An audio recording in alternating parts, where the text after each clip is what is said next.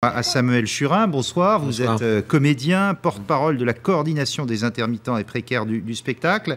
Le MEDEF a un peu amélioré ses propositions ce soir? Non, le MEDEF reste sur ses positions. À la marge, il a soi-disant un petit peu assoupli. Mais enfin, le négociateur du MEDEF, dans la dépêche, dit bien qu'il campe sur ses positions. Et mais il propose des droits rechargeables. Alors, on ne va pas rentrer dans le détail, mais c'est plus tout ou rien. Il y a un plan B. Mais non, mais les droits rechargeables ne concernent pas les annexes spécifiques des intermittents du spectacle. En tout cas, vous êtes soutenu par Aurélie Filippetti, par Michel Sapin. Donc de qui avez-vous peur? Parce que le gouvernement apparemment ne va pas vous lâcher. Ah mais c'est simple, le MEDEF a jeté un pavé à la mare en disant qu'il voulait supprimer le régime spécifique des intermittents du spectacle. Alors à chaque fois qu'on parle de ce dossier, on parle d'abus, on parle de déficit, on parle de surcoût, tous ces termes-là arrivent. Je veux dire qu'on jette des chiffres. C'est pas agréable à entendre. Non, c'est pas que c'est pas agréable à entendre, c'est que c'est faux. C'est-à-dire que ça fait 10 ans qu'on jette des chiffres en pâture. On écoute Jean-François Roubaud, le patron de la CGPME, justement sur les chiffres. Très bien, allons-y. 4% des chômeurs sont des intermittents du spectacle et coûtent au régime 25%. Il y a quelque part une anomalie. Si l'État ne veut pas toucher à cela, que l'État abonde les pertes de l'UNEDIC. Vous n'êtes pas d'accord avec ces chiffres? Alors, vous voyez, ça, on pourrait attaquer en diffamation. C'est faux. Totalement faux. Vous pouvez vérifier. Faites votre boulot de journaliste. Jean-François Roubaud. Appelez l'UNEDIC. Faites votre boulot de journaliste. C'est simple. Nous sommes 100 000 sur 3,5 millions. Nous sommes 3,5% de chômeurs indemnisés. OK ? On perçoit 1 milliard sur 34 milliards. Ce n'est pas 1 milliard sur 4 milliards comme il le dit, c'est 1 milliard sur 34 milliards. 3,5% d'une population qui perçoit 3,4% des indemnités. Il n'y a aucun scandale dans ce dossier. Monsieur, quand il dit ça, on pourrait l'attaquer en diffamation, car c'est faux.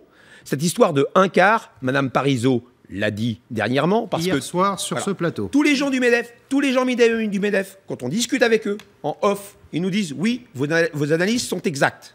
Cette histoire de un quart du déficit, c'est une immense arnaque.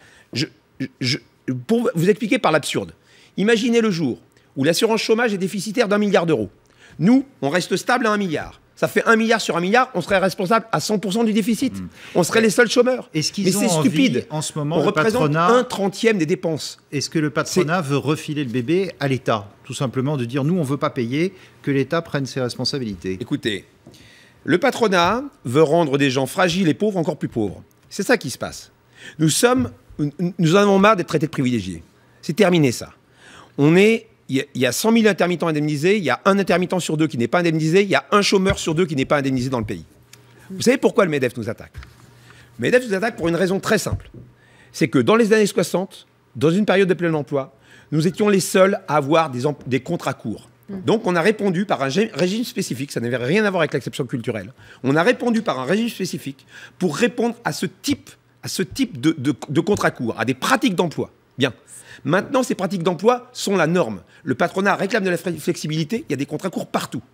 Et le MEDEF a très peur que nous servions de modèle aux autres précaires. Bien. Alors, nous disons, au lieu de rendre pauvres des gens qui sont extrêmement fragiles et extrêmement pauvres déjà, essayons de rendre les autres un peu moins pauvres. Alors, Ségolène Royal, elle a fait une proposition. Elle propose que les intermittents accomplissent des tâches dans les écoles, les collèges, les lycées, les maisons de retraite en échange de leur indemnisation. Qu'est-ce que vous en pensez? Une sorte de travail obligatoire, comme M. Wauquiez proposait du petit travail pour les pauvres précaires qui gagnent 400 € au RSA.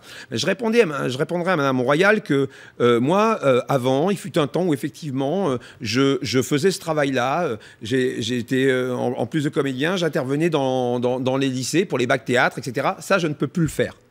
Je ne peux plus le faire. Pourquoi? Parce que depuis la réforme de 2003, on considère que mes activités données, pour un artiste, j'ai le droit à uniquement 55 heures, et un technicien, il n'y a aucune heure qui est comptée dans les activités données. Vous voyez ce que je veux dire? C'est-à-dire que moi, si demain, je commence à faire comme ça des heures dans les lycées, je je ne ferai pas, entre guillemets, mes 507 heures. Je ne pourrai pas faire mes 507 heures. Donc légalement, vous ne pouvez pas le faire. Vous envisagez d'autres actions? Les Césars, c'est demain. Les Césars, c'est demain. Voilà. Il y aura une intervention des intermittents du spectacle? Je vous assure que je ne sais pas. Bon, vous avez peut-être une petite idée, mais vous ne voulez pas la dire. Non, je ne sais réellement pas. Merci beaucoup Samuel Churin, porte-parole de la coordination des intermittents et précaires du spectacle.